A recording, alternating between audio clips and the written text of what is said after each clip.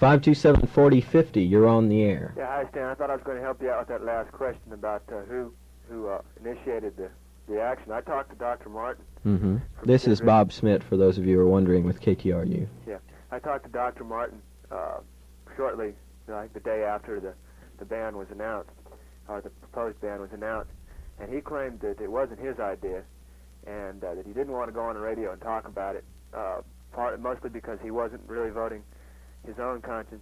He was voting mostly for his friend Dr. Burris, who was out of town. It seemed that Dr. Burris had called him up before he went out of town and asked Dr. Martin to vote in this manner on the issue and bring the issue up before the committee. You say Dr. Burris made this suggestion? From Lovett, yes. Okay, thank you for clearing that up. I was also going to ask people to call in and see who knows anything about why the Masters are going to keep their dogs. And is that, about that. Where did you hear that, Bob, exactly? That was in Thresher. It said that the Masters were going to be able to keep their dogs. So it was rather ambiguous in the Thresher, and it didn't really say whether that was, fact or not. I see. Also, one other thing I found out when I was asking around was that the vote that they reported in the Thresher, the 15-to-1 vote, was inaccurate.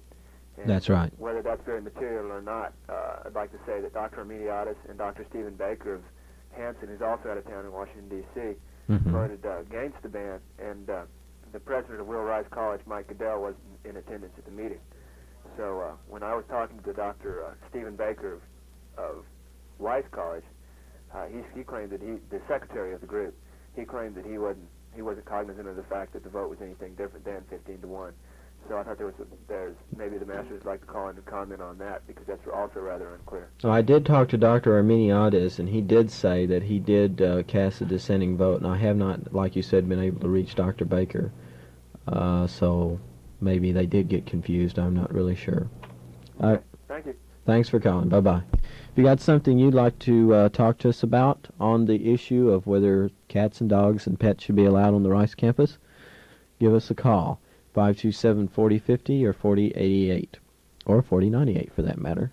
And Dr. Minter just called a second ago, and I asked whether he had any comments on it, and he said he had absolutely nothing to say, that there's nothing he said that he thought could be added to the issue, and that there's no point in him saying anything. So that has pretty much been the attitude of some of the Masters on it. I myself am somewhat mystified, if I may start editorializing why this is his opinion and not KTRU's. Not KTRU's. I'm a little bit mystified why the Masters haven't been really willing to discuss it for the radio or for the Thresher. Thresher's had similar problems with this, as I understand it.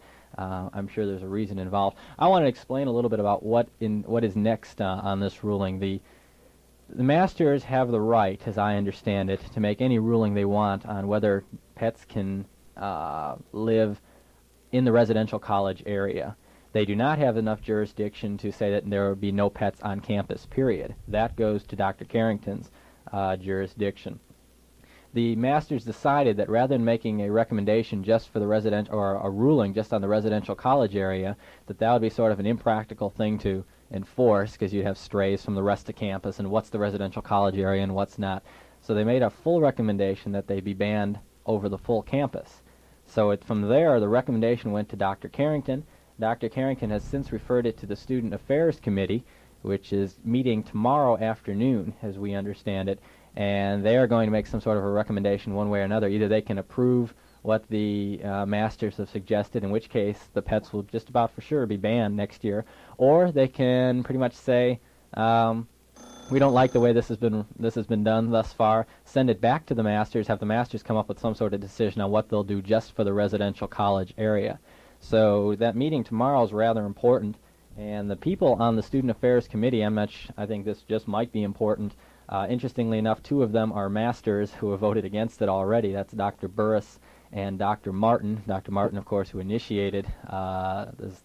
Well, Bob, did you hear Bob Schmidt's call just a little while ago? I didn't. Okay, Schmidt said that Dr. Burris called Dr. Martin and asked Dr. Martin to bring it up in his vote on the issue because Dr. Burris was out of town. So apparently Dr. Burris of Lovett was the one who initiated the move in this particular direction. Although that is unsubstantiated. That is only what we have heard. Well, there's been a problem with all these unsubstantiated data because nobody wants to talk about it, and I don't think we can come up with much more than unsubstantiated until someone's willing to talk to us about it. That's true. But that's neither here nor there. Also on this group is Bonnie Helms, Dr. Vandiver, Dr. Bell, Dr. Carrington, Catherine Brown, who has been very cooperative through this entire thing and has been rather interested in what the students have had to say about this, Dr. Kennedy, Claude Sisson, the SA president, and John Maurer and Mary Ann Tetrabo and Gus Schill. Those are students, and one of them is a community associate. These are all people who are going to make the final decision tomorrow, and people who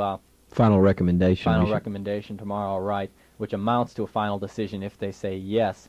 Students who are in protest of this decision are urged by the people who have sponsored this petition to get on the phone and call these people, because a lot of people don't know that there are people actually angry about this, and that's what the petition going around tonight is saying.